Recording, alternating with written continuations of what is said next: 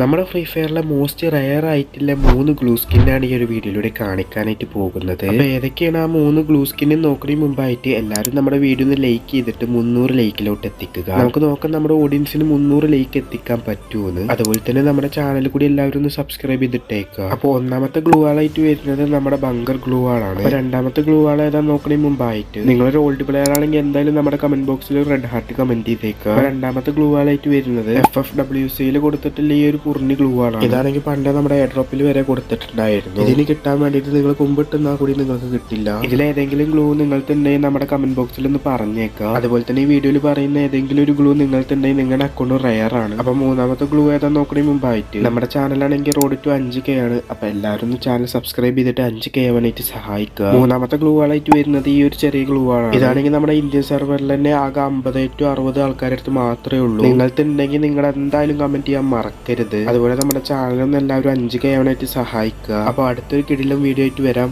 By.